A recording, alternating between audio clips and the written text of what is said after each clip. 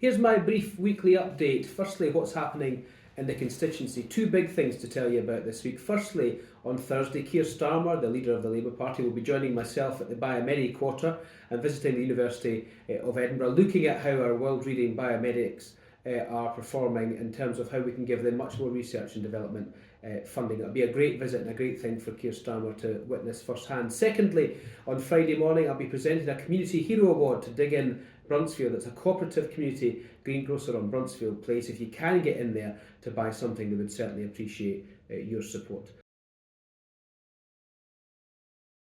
Of course, we've had the budget this week, and the Chancellor opened up with the line, "This is a budget for growth," apart from the fact that the Office for Budget Responsibility, which is the independent body that forecasts what the Chancellor's about to say, has downgraded growth in each of the future 5 years. So it wasn't a budget for growth at all. And going into the budget, we had the highest tax burden on working people in 80 years. That was because of the decisions that this Chancellor has made, and there was no tax cuts whatsoever for working people, so that burden stays at an 80-year high, unless of course you're a multi-millionaire with a multi-millionaire pension pot, because he increased the pension allowance. In fact, he scrapped the pension allowance, which means you can put millions more into a pension fund. Really good for NHS and the NHS workforce, but he could have resolved that issue without lifting that cap completely. It's the highest living standards drop on history since the 1950s, and he's done nothing for working people or to help you with the cost of living crisis. The one small positive is that he will extend the cap on energy prices